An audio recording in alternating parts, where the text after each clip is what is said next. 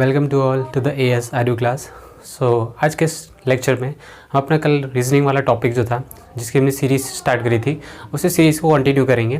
तो रीजनिंग का हमारा पजल वाला टॉपिक चल रहा था, कुछ पजल्स हमने डिस्कस करी थी, box based puzzle, floor based puzzle. तो उन्हीं टाइप की पजल्स को आज हम कंटिन्यू करेंगे जो कि आपके आने वाले banking exams like IBPS RRB exams इन सभी के लिए बेनिफिशियल होगा, as well as in SSC and railway exams. उसमें भी पजल्स पूछ ली जाती है। रेलवे एग्जाम्स में तो एक पजल आती ही आती है, लेकिन SSC एग्जाम्स में रेयरली कुछ एक आध पजल कभी कभी देखने को मिल जाती है। Otherwise it is beneficial for specially banking and railway exams. So let's start the puzzle. हमारे फर्स्ट क्वेश्चन जो आपको दिख रहा होगा स्क्रीन पर, उसको हम स्टार्ट करते हैं। तो उसमें गिवन है कि आपको पजल स्टार्ट करनी है, सॉल्व करनी, और पजल सॉल्व करने के लिए मैं जैसी टेक्निक बताई थी उसी टेक्निक को फॉलो करना है। सबसे पहले आपको केसेस बनाने हैं, एटलीस्ट 2 केसेस बनाने हैं किसी भी पजल को ड्रॉ करने के लिए, ठीक है। उसके बाद जो हमें इन्फॉर्मेशन फिक्स गिवन होती है उस इन्फॉर्मेशन को हम साथ के साथ उसमें पुट करते रहेंगे अपने बॉक्स के अंदर, और जो हमें एक्स्ट्रा इन्फॉर्मेशन होती है जिसको हम डायरेक्टली पुट नहीं कर पाते हैं उसको हमें साइड वाइज सिंबॉलिक फॉर्म में लिखना है, ठीक है। उसके बाद हम बाद में उसको जब हमारी एक बार रीडिंग कंप्लीट हो जाएगी देन उसको हम उसमें पुट करना स्टार्ट करेंगे। So let's start the topic with our example. जैसे कि फर्स्ट एग्जाम्पल आपको दिख रहा होगा, 8 boxes PQRS TUV and W are placed above the other but not necessarily in the same order। तो ये बॉक्स बेस्ड पजल है फर्स्ट, जिसको हम सॉल्व करेंगे, जो कि सबसे ज़्यादा इंपॉर्टेंट होती है बॉक्स बेस्ड पजल, और इसी में सबसे ज़्यादा कंफ्यूजन भी होती है क्योंकि इसमें पर्टिकुलर ऑर्डर नहीं गिवन होता है कि कहाँ से हमें क्वेश्चन को सॉल्व करना स्टार्ट करना है, ठीक है। नेक्स्ट हमारे लाइन में गिवन है these boxes 3 boxes are placed between S and Q। तो यहाँ से हम स्टार्ट कर सकते हैं कि S और Q के बीच में 3 बॉक्सेस प्लेस्ड हैं, तो S को हम ऊपर भी ले सकते हैं। तो यहाँ पर हम 2 केसेस को लेके चलेंगे, केस 1 एंड केस 2, ओके। तो केस 1 में क्या गिवन है, 3 boxes are placed between S and Q। तो S और इसके बीच में 3 बॉक्सेज आ जाएंगे, नेक्स्ट Q आ जाएगा, ठीक है। नेक्स्ट जो हमें गिवन है लाइन में 2 boxes are placed between P and W। P and W के बीच में 2 बॉक्स प्लेस्ड है, ठीक है। And 2 boxes are placed between T and Q। T और Q के बीच में भी 2 बॉक्स प्लेस्ड है। तो T एंड Q इसके बारे में कोई इन्फॉर्मेशन गिवन नहीं है, तो इसको हम सिंबॉलिक फॉर्म में लिखेंगे, इसके बीच में 2 बॉक्स प्लेस्ड हैं, ठीक है। नेक्स्ट जो है 2 boxes are placed between P and W। P and W के बीच में भी 2 बॉक्स प्लेस्ड हैं, तो इसको भी हम यहाँ पे नोट कर लेते हैं क्योंकि डायरेक्टली हमें कहीं देख नहीं रहा है। और यहाँ पे हम Q को ऊपर भी प्लेस कर सकते हैं। दूसरा केस होगा कि Q और S के बीच में 3 पर्सन्स थे, तो 2 केसेस को हम साथ में लेकर चलेंगे, ठीक है। Next W is placed immediately below Q। तो W जो होता है वो डायरेक्टली Q के डाउन साइड में प्रेजेंट है, तो ये हमें फिक्स इन्फॉर्मेशन गिवन है कि W जो होगा that is placed immediately below Q। तो Q के नीचे यहाँ पे W आ जाएगा, ठीक है। तो यहाँ पे भी W आ जाएगा Q के डाउन साइड में। तो ये हमें फिक्स इन्फॉर्मेशन थी, इसको हमने डायरेक्टली पुट कर दिया। अगर हमें इसके बारे में पता नहीं होता तो उसको हम यहाँ पे साइड में नोट कर लेते हैं, उसको हम बाद में देखेंगे बाद लास्ट में। नेक्स्ट है 2 boxes are placed between R and V। R and V के बीच में 2 बॉक्सेस को प्लेस किया हुआ है, तो इसको भी हम नोट कर लेते हैं। R एंड V के बिटवीन में 2 बॉक्सेस को प्लेस किया हुआ है। Next 2 boxes are placed between P and U। P और U के बीच में भी 2 बॉक्सेस को प्लेस किया हुआ है, इसको भी हमने नोट कर लिया, P and U। Next box V is not placed at the bottom. V जो होगा वो बॉटम पे नहीं होगा, it will not be at bottom. तो यहाँ पे क्रॉस का साइन लगा देना है कि V जो होगा वो बॉटम पोजीशन पे नहीं होगा, ये हमें इन्फॉर्मेशन गिवन है। अब इतनी इन्फॉर्मेशन थी जितनी भी हमने रीडिंग करी थी उन सभी को हमने सिंबॉलिक फॉर्म में लिख लिया। सब इसको सॉल्व करना स्टार्ट करते हैं। जैसे कि यहाँ पे गिवन है 2 persons are placed between P and W। ये P एंड W के बीच में 2 पर्सन्स प्लेस्ड हैं, तो W इसके बाद 2 पर्सन के गैप में P प्लेस्ड होगा, तो फर्स्ट एंड सेकंड यहाँ पे P को हमने प्लेस कर दिया। सेम इस केस में भी कि W इसके अप साइड में प्लेस करेंगे, एक बार हमने डाउन साइड में कर दिया देन एक दूसरी बार अप साइड में, तो इसके 2 पर्सन के बाद यहाँ पे हमने P को प्लेस कर दिया। तो ये वाला केस हमारा हो गया। जो केस हमारा यूज़ होता जाए उसको कट करते रहना है ताकि हमारे जो एग्जाम है उसमें कन्फ्यूजन ना क्रिएट हो कि हम इस केस को यूज़ कर चुके हैं। नेक्स्ट इसी से रिलेटेड इन्फॉर्मेशन उठा लेनी है कि T और Q के बीच में 2 पर्सन्स प्लेस्ड हैं, ठीक है। T और Q के बीच में, तो T और Q के बीच में पर्सन नीचे भी हो सकता है T और ऊपर भी हो सकता है, ठीक है। तो यहाँ पे 2 पर्सन के बाद T यहाँ पे नहीं आ सकता है इस केस में, ठीक है। और 2 पर्सन के बाद T यहाँ पे भी नहीं आ सकता है, तो ये वाला केस हमारा वैनिश हो जाएगा क्योंकि T के लिए इसमें प्लेस ही नहीं है, क्योंकि 2 पर्सन के बाद ऊपर P बैठा है और यहाँ पे 2 पर्सन के बाद S बैठा है, ठीक है। अब इस केस में भी 2 पर्सन के बाद T इस पोजीशन पे आ सकता है, ठीक है। T को हमने प्लेस कर दिया Q के 2 पोजीशन बाद में। उसके बाद नेक्स्ट इस इन्फॉर्मेशन को भी हमने यूज़ कर लिया। नेक्स्ट इन्फॉर्मेशन जो हमें गिवन है कि P और U के बीच में 2 पर्सन्स प्लेस्ड हैं, ठीक है। कि P यहाँ पर है, 2 पर्सन के बाद U यहाँ पर नहीं आ सकता है, यहाँ पर W पहले से ही है, 2 पर्सन के बाद U यहाँ पे आ सकता है, ठीक है। तो U को हमने अप साइड पे प्लेस कर दिया। नेक्स्ट इस इन्फॉर्मेशन को भी हमने यूज़ कर लिया।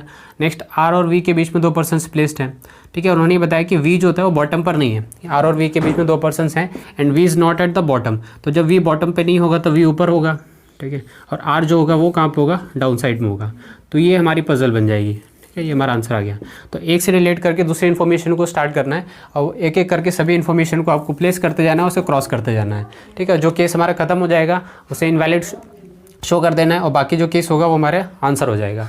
अब इससे रिलेटेड हम क्वेश्चंस देखते हैं कि मैं क्या क्वेश्चंस पूछे गए हैं। फर्स्ट क्वेश्चन हमें गिवन है which box is placed at the bottom most position की सबसे बॉटम मोस्ट पोजीशन पे कौन सा बॉक्स प्लेस है, दैट इज आर। तो फर्स्ट क्वेश्चन का आंसर क्या हो जाएगा, आर, कि आर सबसे बॉटम पे प्लेस्ड है। उसके बाद सेकेंड क्वेश्चन देखते हैं क्या पूछा गया हमें, which box is placed at just above box W.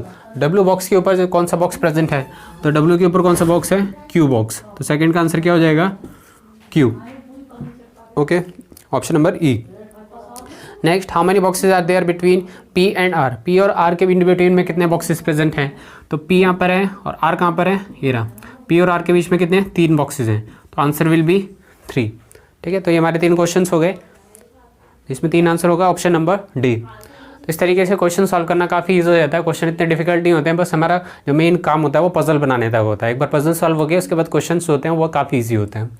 So let's move towards the second example. तो here is our second example. इसमें हमें गिवन है कि 8 persons ABCDEFGH were born on 8 consecutive years starting from 2011 to 2018, कि इसमें 8% persons हैं जिनका जो बर्थ है वो अलग अलग ईयर में हुआ है, ठीक है। उससे रिलेटेड हमें पजल गिवन है। तो जो भी हम पर्सन गिवन है पहले उनको देख लेते हैं कौन कौन से पर्सनस हैं। A2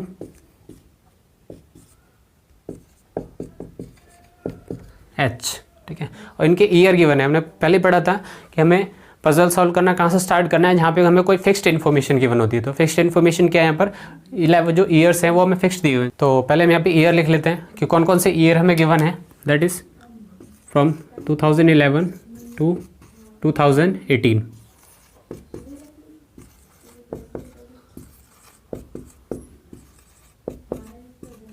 सिक्सटीन, 17 एंड 18, तो इतने ईयर हमें गिवन है।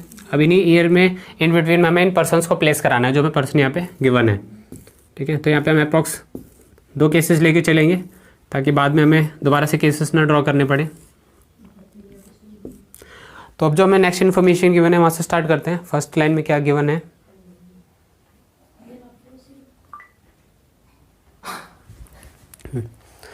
तो फर्स्ट गिवन है G was born in a leap year. First information है कि जी का जो बर्थ है वो लीप ईयर में हुआ है। और लीप ईयर यहाँ पे कौन से हैं, जो ईयर 4 से डिवाइड हो जाता है that is a leap year.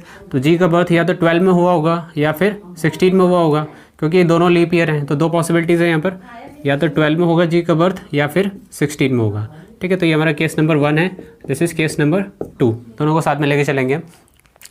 Next, only 4 persons were born between ji and D who was born immediately before की। जी और डी के बीच में 4 पर्सन्स का बर्थ हुआ है। तो डी ऊपर तो हो नहीं सकता क्योंकि ऊपर एक ही पर्सन है। तो जी और डी के बीच में 4 पर्सन, 1 2 3 4, तो डी हमारा इस पोजीशन पे आ जाएगा, ठीक है। यहाँ पे डी नीचे नहीं आ सकता, ऊपर होगा 1 2 3 4, तो डी हमारा ऊपर वाली पोजीशन पे आ जाएगा, ठीक है। तो डी के और जी के बीच में 4 पर्सन हो गए। हु वॉज, और डी के बारे में एक इन्फॉर्मेशन गिवन है, who was born immediately before F, कि जी जो डी है वो एफ के जस्ट पहले है, इमीडिएटली बिफोर एफ। तो एफ जो होगा वो डी के नीचे होगा, तो एफ यहाँ पे हो सकता है डी के बीच नीचे, और यहाँ पर भी एफ जो होगा वो इमीडिएटली बिलो होगा डी के,